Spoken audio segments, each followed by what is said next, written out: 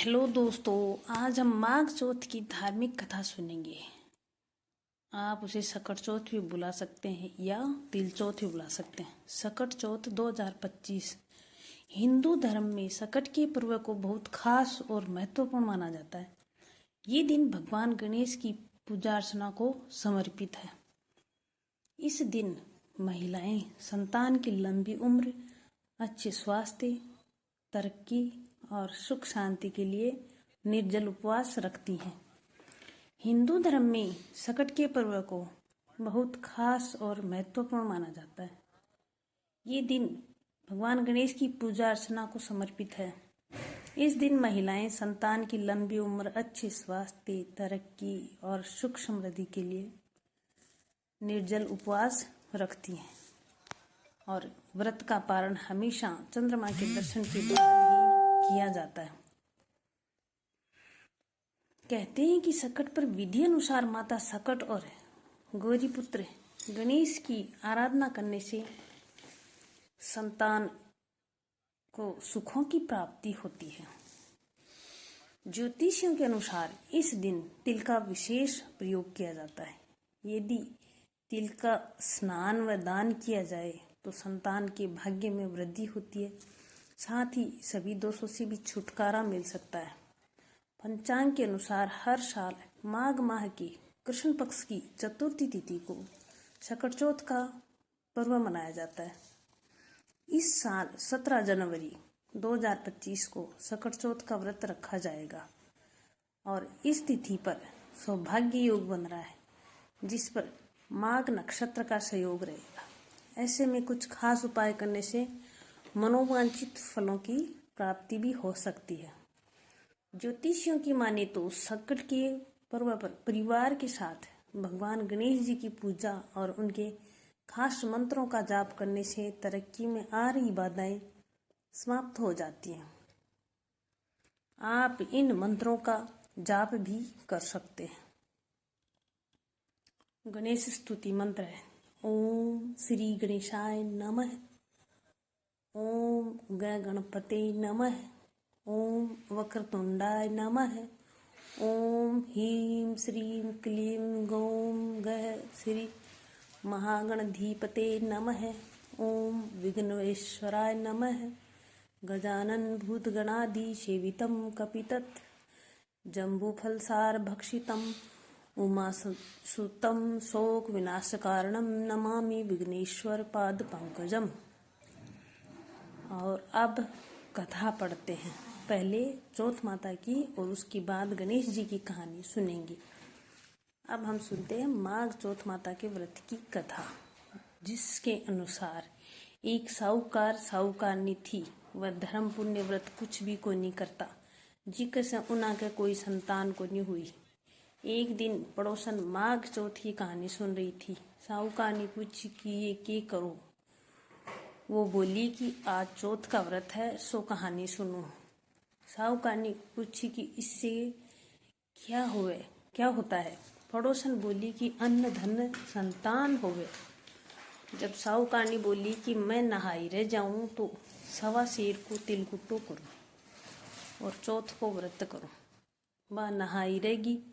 पीछे साहूकार ने बोली कि मेरा लड़को हो जावे तो 2.5 शेर को तिलकुट्टो करूं, उनका लड़को भी होगो। पीछे बा बोली कि हे चौथ माता, मेरे बेटे को विवाह हो जावे तो 1.25 मन को तिलकुट्टो करूं। बेटे का विवाह की तारीख तय हो गई। वे लोग बारात लेकर गया। चौथ माता सोची कि ये जब से नहाई रही है तब से तिलकुट्टो बोले और अब तो बेटा भी ब्याहण चाल गई है तो भी एक भी तिलकुट्टो नहीं करियो। अगर आपा इन चुटकुलों नहीं दिखावांगा तो अपने कलयुग में कोई भी को नहीं मानसी। उधर बेटे ने 3 फेरे तो ले लिए थे। चौथे फेरे में चौथ माता गरजती गोरती आई और बींद उनके बेटे को उठाकर पीपल पर बैठा दिया। फेरों में हाहाकार मच गई। सभी जगह बींद को खोज लिया पर कहीं भी नहीं मिला। बहुत सारे दिन बाद गणगौर आई। छोरियां गणगौर पूजने के लिए गई। इस पीपल के पास से दूब लेने जाती, पीपल पर से बिना बींद रोजाना एक छोरी को बोलता, आ मेरी अदब्यायोडी। ये सुनकर छोरी सूखने पड़ गई।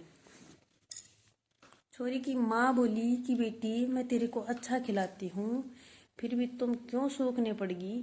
तब छोरी बोली कि माँ, जब मैं दूध लेने जाती हूँ तो पीपल पर से एक जन बींद के कपड़े पहनकर, मेहंदी लगाई हुई है, शहरा पहने हुए है, और रोजाना मेरे को बोलता, आए मेरी अदब्यायोडी।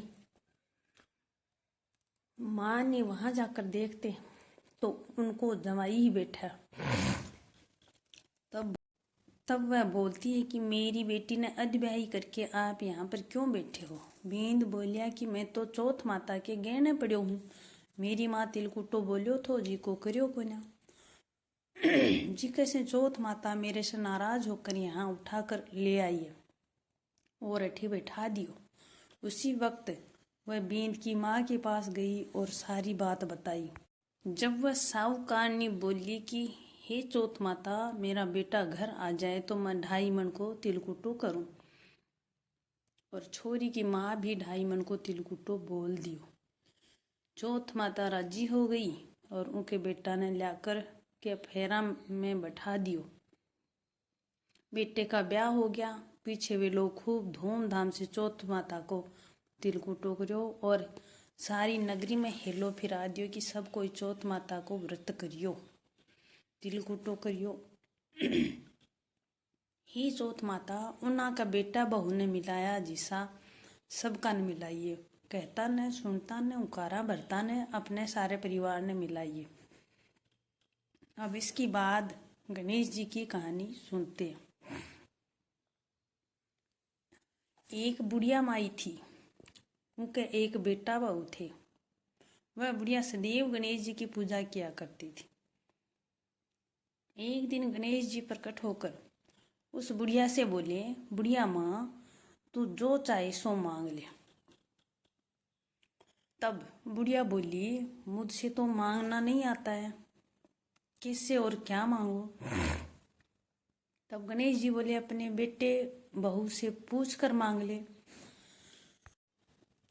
तब बुढ़िया ने अपने बेटे से कहा कि गणेश जी कहते हैं तू कुछ मांग ले, तू कुछ मांग ले, बता मैं क्या मांगू। तो बुढ़िया के पुत्र ने कहा, माँ तू धन मांग ले। बहू से पूछा तो बहू ने कहा, नाती मांग ले। तब बुढ़िया ने सोचा कि ये तो दोनों अपने अपने मतलब की बात कह रहे हैं। अतः उस बुढ़िया ने पड़ोसिनों से पूछा तो उन्होंने कहा, बुढ़िया तू तो थोड़े दिन जिएगी, क्यों तू धन मांगे, क्यों तू नाती मांगे, तू तो अपनी आंखों की रोशनी मांग ले, जिससे तेरी जिंदगी आराम से कट जाए।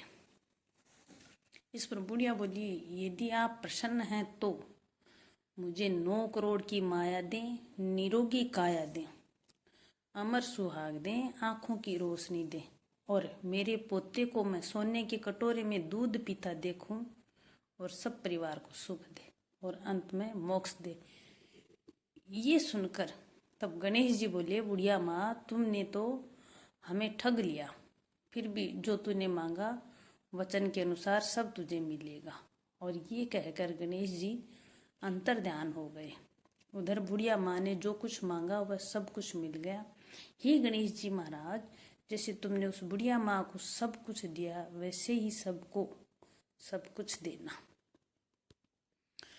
संकट पर करें ये 5 उपाय। संकट चौथ के दिन भगवान गणेश की विधि अनुसार पूजा करें। पूजा के दौरान उन्हें 2 सुपारी और 2 इलायची अर्पित करें। मान्यता है कि इस उपाय को करने से संतान के कार्यों में आ रही बाधाएं समाप्त होती हैं।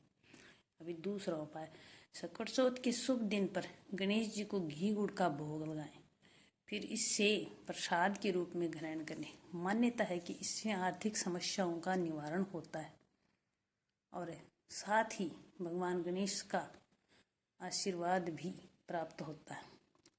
तीसरा उपाय, धार्मिक मान्यता के अनुसार संकष्टी चतुर्थी के दिन गणेश जी को तिलकुट्टे का भोग लगाना चाहिए, इससे वे प्रसन्न होते हैं। आप गज्जक, रेवड़ी आदि तिल से बनी चीजों का भोग भी लगा सकते हैं। माना जाता है कि इस उपाय को करने से संतान के जीवन में खुशहाली का वास होता है। अब तो चौथा उपाय है, संकट के व्रत में चांद निकलने पर ही व्रत का पालन किया जाता है। ऐसे में आप एक साफ जल के लोटे में चंदन, कुश, पुष्प, अक्षत मिलाकर चंद्रमा को अर्घ दें। ये करने से संतान सुख की प्राप्ति होती है और साथ ही जीवन में सुख समृद्धि का वास होता है। तो इस प्रकार से संपन्न होती है हमारी सकट चौथ या तिल चौथ की कथा। हमें प्रिय पाठ को अब सब प्रेम से बोलो, जय चौथ माता और जय हो गणेश जी महाराज की। स्वस्थ रहिए, मस्त रहिए और व्रत करते रहिए। ओम गणेशाय नमः।